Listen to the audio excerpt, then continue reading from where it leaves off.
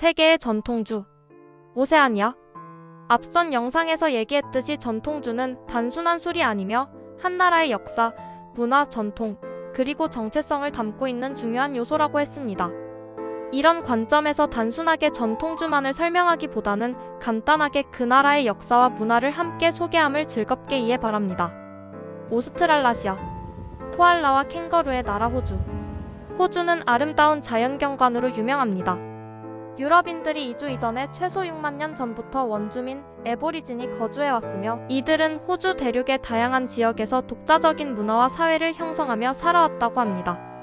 유럽인에 의한 호주의 발견은 1606년에 네덜란드 탐험가 윌렘 얀조운에 의해 이루어졌으며 그는 호주 북부의 케언스 지역에 도착하여 최초로 유럽인이 호주 대륙에 발을 디딘 것으로 기록되어 있습니다.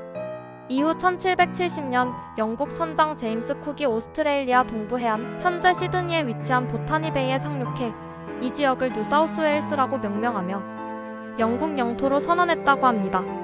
그리고 1776년 미국이 독립함에 따라 범죄자 수용을 위한 대체지가 필요한 영국은 오스트레일리아 집단 이주 계획을 세웠으며 1788년 영국의 필립 아서 선장은 11척의 선박에 죄수 736명을 포함 총 1030명의 1차 이주민을 데리고 오스트레일리아에 상륙. 1월 26일 시드니 코브의 포트 잭슨에 수용소가 설치되었으며 이날이 오스트레일리아의 국경일로 지정되었답니다. 그래서 호주를 한때 죄수국가라는 말이 있었습니다. 그리고 역사 기록에 따르면 1851년 2월 뉴사우스웨일스주 베서스트에서 금이 발견되었다는 소식이 골드러시의 시작으로 알려졌고 그해 말 빅토리아주에서 금광이 발견되면서 본격적으로 금을 캐기 위한 이주민들이 들어왔으며 이전까지는 영국 출신의 이민자들이 인구 대부분을 구성했지만 독일, 프랑스, 이탈리아, 폴란드, 헝가리 등 비영국계 유럽 이민자들과 미국, 중국인 등 비유럽계 이주자들이 대거 유입되었답니다. 중국 광부와 유럽과 미국 광부의 불화로 1861년 6월 30일 발생한 폭동에서 약 3천여 명에 달하는 유럽과 미국 광부들이 중국인 광부가 거주하는 캠프를 공격했으며 텐트를 불태우고 폭력을 행사하였다고 합니다. 이후 중국인 이민을 제한하기 위해 각 주에서는 중국인 이민 제한법을 제정했고 1901년 오스트레일리아 정부가 백오스트레일리아의 정책을 제정하게 되는 배경이 되었다고 합니다. 이로 인하여 백호주라는 말이 생겼습니다. 호주에 처음으로 포도나무가 도입된 것은 1788년 시드니에 정착한 영국의 첫 번째 식민지 개척자들에 의해 이루어졌다고 합니다. 이들은 주로 식민지에서 자급자족을 위해 포도를 심었으며 유럽에서 온 이민자들, 특히 이탈리아와 독일 이민자들이 호주 와인 산업에 큰 영향을 미쳤습니다. 이들은 전통적인 유럽의 양조 기술과 포도 품종을 도입하여 호주 와인 생산의 질을 높였습니다. 시라즈 품종은 호주에서 매우 중요한 포도 품종 중 하나로 1830년대에 호주에 도입된 것으로 알려져 있으며 그 이후로 호주 와인 산업에서 중요한 역할을 하게 되었습니다. 시라즈는 원래 프랑스의 론 지역에서 유래한 품종으로 호주에서는 기후와 토양에 적합하게 재배되어 독특한 맛과 향을 발휘하게 되었답니다. 그리고 호주에는 전통주 번다버그럼이 있다고 합니다. 번다버그럼은 1888년에 호주 퀸즐랜드주의 번다버그 지역에서 설립되었습니다. 이 지역은 사탕수수 재배에 적합한 기후와 토양 덕분에 럼 제조에 필요한 원료가 풍부하게 공급되었습니다. 번다버그럼은 사탕수수를 원료로 하여 만들어집니다. 사탕수수에서 추출한 당미를 발효시켜 럼을 생산하며 이 과정에서 고유의 맛과 향이 생성됩니다. 또한 번다버그럼은 전통적인 방식으로 증류되며 오크통에서 숙성하여 깊은 풍미를 더합니다. 번다버그럼은 5년 숙성으로 풍부한 향이 나는 번다버그 레드와 최대 12년 숙성으로 더 복잡하고 스파이시한 맛을 가진 번다버그 블랙을 포함해 여러 가지 종류로 제조됩니다. 현지인들은 번다버그럼을 종종 번디라고 부르기도 합니다. 번다버그럼은 한때 여러 목적으로 쓰이기도 했다 합니다. 18세기 말 영국이 호주에 식민지를 건설할 당시 현금이 부족으로 돈 대신 럼주를 지급, 상대적으로 구하기 쉽고 저렴한 대체 통화 역할을 했다고 합니다. 럼주는 힘든 육체 노동을 해야 하는 죄수들에게 일종의 보상과 동기부여 수단으로 사용되었으며 관리자들은 럼주를 통해 죄수들의 행동을 어느 정도 통제할 수 있었다고 합니다. 영국 해군에서도 선원들에게 럼주를 배급하는 관행이 있었고 이러한 문화가 호주 식민지에도 그대로 전해졌습니다. 1808년 당시 럼은 사실상 통화로 사용되었으며 럼을 둘러싼 권력 다툼과 정부의 부패가 식민지 주민들의 불만을 증폭시켰고 이는 결국 럼 반란으로 이어졌다라고 합니다. 그리고 호주에는 일명 박스 와인 즉 카스크 와인으로 전통적인 유리병 대신 백인 박스라는 포장 형태로 판매되는 와인이 있습니다.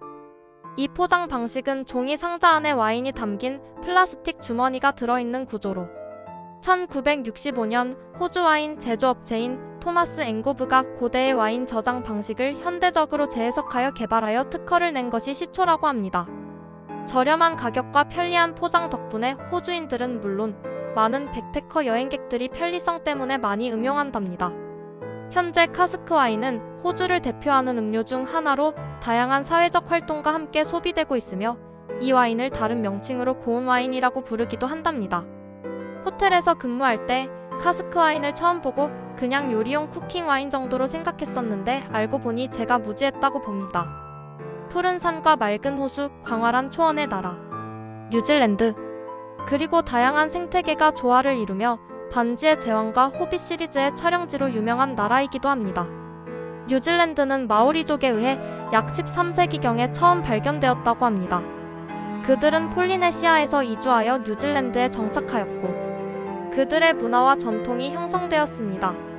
마오리족은 독특한 예술과 전통을 가지고 있으며 특히 하카와 같은 전통적인 춤과 노래는 마오리 문화의 상징으로 널리 알려져 있습니다. 1642년 네덜란드의 탐험가 아벨 타스만이 뉴질랜드에 도착하여 최초로 유럽인이 이 지역을 발견한 것으로 기록되어 있습니다. 이후 영국의 탐험가 제임스 쿡이 1769년에 뉴질랜드를 탐사하여 유럽의 뉴질랜드에 대한 정보를 전달했다고 합니다. 최초의 포도나무는 1819년 영국 선교사들에 의해 처음 뉴질랜드에 도입되었지만 상업적인 와인 생산은 1830년대에 시작되었으며 초기에는 작은 규모였다고 합니다. 신세계 와인 국가로서 본격적인 와인 산업의 발전은 1960년대와 1970년대에 이루어졌으며 특히 뉴질랜드 남섬의 북동쪽 모서리인 말버러 지역의 소비뇽 블랑 품종이 유명해지면서 국제적인 명성을 얻기 시작했습니다. 1980년대 와서 뉴질랜드 와인은 전 세계적으로 인정받기 시작했으며 특히 화이트 와인 분야에서 높은 평가를 받았습니다. 그리고 뉴질랜드는 사과 생산이 많기 때문에 전통술은 아니지만 애플 사이다도 있습니다. 소프트 애플 사이다에서부터 알코올이 들어간 하드 애플 사이다까지 다양하게 생산되고 있다 합니다. 마오리족에 의해 전해져 내려오는 전통주는 찾아볼 수가 없었으며 1998년 언저리에 들어와서 이들만의 유기농 와인을 생산하기 시작했다 합니다. 참고로 오스트랄리스는 라틴어로 남쪽이라는 의미를 가지고 있습니다. 이는 오스트랄라시아가 주로 남반구에 위치한 지역을 지칭하며 네시아는 그리스어에서 섬이라는 의미 따라서 오스트랄라시아는 남쪽의 섬들이라는 의미로 해석됩니다. 멜라네시아 멜라네시아는 파푸아뉴기니, 피지, 솔로몬 제도, 바누아투, 뉴칼레도니아로 구성되어 있는 국가들입니다. 천혜의 빼어난 자연 경관, 아름다운 해변, 울창한 열대우림, 다양한 생태계와 문화적 다양성 그리고 다양한 민족과 언어가 공존하는 국가들로 형성된 멜라네시아. 멜라네시아의 많은 지역에서는 여전히 전통적인 생활 방식을 유지하고 있으며 원주민들의 농업, 어업, 수공예 등 전통적인 생업 방식은 세계인들에게 고유한 문화적 정체성을 부각시켜 왔습니다. 이들 멜라네시아 국가 대부분은 전통주로 야자수에서 채취한 수액 토디를 발효시켜 만든 투바 그리고 식물의 뿌리에서 추출하여 알코올이 전혀 포함하지 않는 음료 카바를 음용하고 있습니다. 이 두 음료는 지역 또는 각국에서 부르는 명칭이 서로 조금 다를 뿐 내용은 같다고 봅니다. 피지에서는 카바를 야쿠라고 부르기도 한답니다. 카바는 카바라는 식물의 뿌리를 갈거나 빻아 물과 섞어 추출하여 만든 음료로 알코올이 전혀 포함하지 않는 음료이며 정신적 안정 효과를 주는 천연 음료라고 합니다. 카바는 전통적으로 긴장을 풀고 사회적 유대를 강화하며 의식이나 행사에서 정신적 안정감을 주기 위해 음용한다고 합니다. 과도한 섭취 시 졸음을 유발하거나 감각을 둔화시킬 수 있지만 일반적으로 알코올처럼 취하지는 않는다고 합니다. 남태평양의 카바바에서는 종종 카바를 맥주나 와인처럼 사회적 음료로 즐기기도 하며 이를 처음 접하는 사람들이 알코올과 혼동할 수 있다고 합니다. 참고로 카바의 학명은 파이퍼 메스티쿰 또는 카바카바는 태평양의 섬 지역에 자라는 작물이다.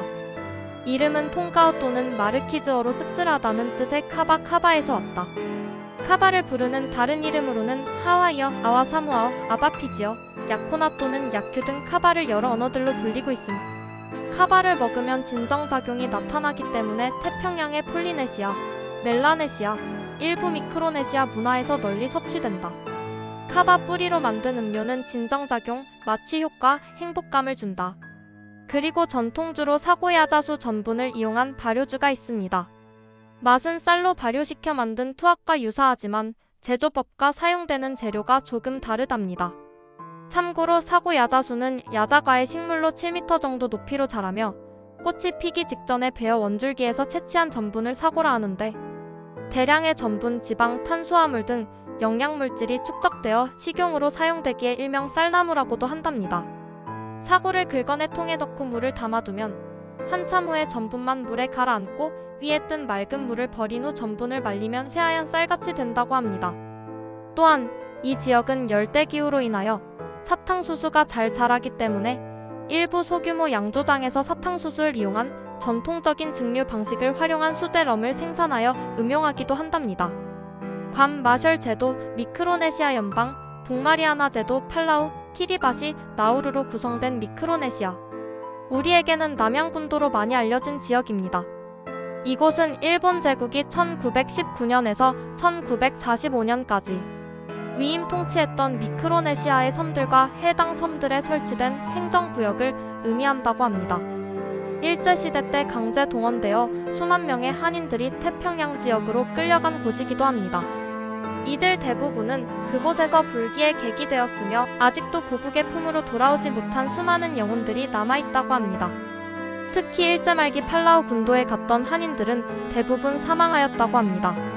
우리 민족에게는 수치스럽고 뼈아픈 곳으로 더 이상 이런 비극이 되풀이 되어서는 안 될 역사적 증거로 교훈으로 삼아야 할 곳이기도 합니다. 이들 국가들도 전통주로 카바와 야자수 꽃대에서 수액을 채취 발효시켜 만든 투바를 음용하고 있습니다. 투바를 부르는 명칭이 지역에 따라 포타, 티보스, 아포가토 등으로 표현합니다. 보통 약 4에서 5%의 알코올 도수를 가지고 있으며 축제 또는 주요한 행사에 음용한답니다. 투바가 이들 나라에 고대부터 존재했을 것이라고 생각할 수 있지만 투바는 스페인 시대에 필리핀에서 온 이민자들에 의해 이들 국가에 도입되었다고 합니다. 사모아, 통가, 투발루, 폴리네시아, 하와이, 니우에, 피케언 제도로 구성된 바다의 오아시스, 폴리네시아. 오늘날 우리나라 미국 이민의 시발점이 된 하와이가 속한 지역 폴리네시아. 하와이의 사탕수수 백인 농장주들은 임금이 싼 노동자가 필요함에 따라 최초 101명의 한인 노동자들을 실은 이민선이 1902년 12월 22일 인천을 출발해 1903년 1월 13일 하와이 호놀룰루에 도착. 미국으로의 한인 이민이 중단되기까지 총 7,226명의 한인들이 갔다고 하는 곳 하와이. 한편으로 인간의 사악함과 탐욕에 분노한 자연의 보복으로 해수면 상승이 현실화되면서 사라질 위기에 처한 투발루. 자연이 인간에게 던지는 첫 번째 경고 메시지라고 여겨집니다. 폴리네시아 국가들도 멜라네시아 국가와 같은 전통주로 야자수에서 채취한 수액, 토디를 발효시켜 만든 투바이며 이들 또한 식물의 뿌리에서 추출하여 알코올이 전혀 포함하지 않는 음료 카바를 음용하고 있습니다. 이들 국가에서 부르는 명칭이 서로 조금 다를 뿐 내용은 같다고 봅니다. 지역에 따라 카바를 아바아오나 타일 등으로 부르고 있으며 그나마 하와이에서 멕시코의 칼루아 브랜드처럼 하와이 코나 커피를 활용한 커피 리큐어가 전통주로 소규모 양조장에서 생산한다고 합니다. 생각건대 이들 국가에서는 알려져 있지는 않지만 가정에서 그들만의 전통주를 만들어 음용할 것으로 추측되지만 특별히 사회적으로 유통되는 전통주는 없었습니다. 참고로 그리스어에서 유래된 어원으로 멜라는 검은 또는 어두운, 폴리는 많은, 미크로는 작은, 그리고 네시아는 섬이라는 의미를 가집니다. 따라서 멜라네시아는 검은 섬들, 폴리네시아는 많은 섬들, 미크로네시아는 작은 섬들이라는 의미로 해석됩니다. 이상으로 오세아니아의 전통주를 간단하게 알아보았으며 전통주 명칭에 혼돈이 있을 것으로 생각되어 한 번 더 투바와 투악을 정리해 보았습니다. 투바는 주로 코코넛 나무의 수액을 발효시켜 만든 술입니다. 일반적으로 알코올 도수는 4%에서 6% 사이로 부드럽고 달콤한 맛이 특징입니다. 필리핀의 여러 지역에서 생산되며 지역에 따라 맛과 향이 다를 수 있습니다. 투바는 종종 신선한 상태로 소비되며 시간이 지나면서 발효가 진행되어 맛이 변화합니다. 투악 또는 투아카는 말레이시아와 인도네시아에서 주로 생산되는 전통적인 쌀술입니다. 쌀을 발효시켜 만들며 일반적으로 알코올 도수가 10%에서 15% 사이입니다. 투악은 종종 단맛과 함께 약간의 신맛이 느껴지는 복합적인 맛을 가지고 있습니다. 다음 영상은 중앙아메리카 국가들의 전통주를 찾아서 간단하게 설명하겠습니다. 소중한 시간 내셔서 시청해주셔서 감사드립니다. 구독, 좋아요 눌러주세요.